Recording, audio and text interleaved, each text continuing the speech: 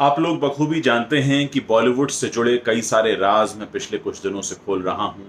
खासकर वो राज जो बॉलीवुड के नाम पर, भारत के नाम पर या भारतीयता के नाम पर विदेशी सरजमी पर किए जाते हैं, जिनके बारे में कोई मीडिया बात नहीं करता। एक और हैरानी वाली बात मैं आपसे शेयर करने वाला हूं।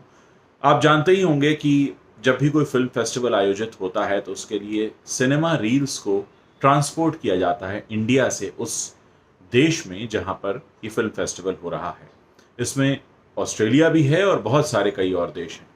आप जानकर हैरान रह जाएंगे कि डिप्लोमेटिक बैग्स का इस्तेमाल होता रहा है इस तरह से सिनेमा रील को ट्रांसपोर्ट करने के लिए। यहां ये समझ लेना जरूरी है कि डिप्लोमेटिक बैग्स इसलिए नहीं होते हैं कि किसी का कोई कमर्शियल फिल्म जो पहले ही करोड़ों रुपए कमा चुकी है उसको मुफ्त में, फ्री ऑफ कॉस्ट तो नहीं कहेंगे, टैक्स पेयर मनी पर उसे ट्रांसपोर्ट किया जाए।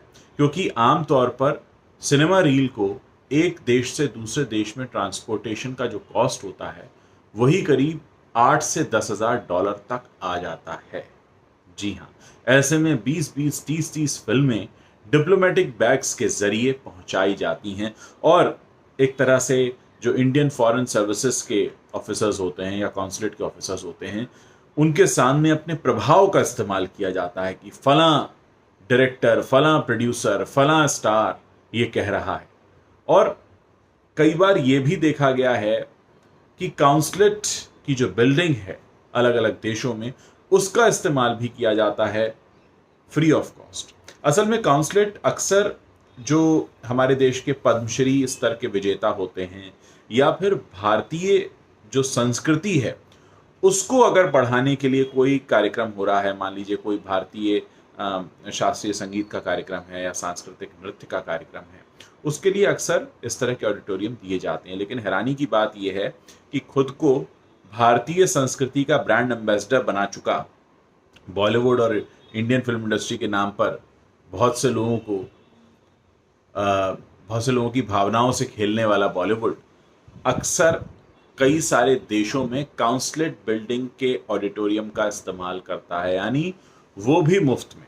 और ऐसा ही एक वाकया हुआ था 2014-15 के दौरान, जब ये सब चल रहा था मेलबर्न में और वहाँ पहुँच गए एक सांसद उदित राज। उस वक्त वो नॉर्थ वेस्ट दिल्ली से बीजेपी के सांसद थे और उन्हें ये पता चला कि काउंसलेट की बिल्डिंग का इस्तेमाल एक प्राइवेट फिल्म फेस्टिवल को कराने के लिए किया जा रहा है।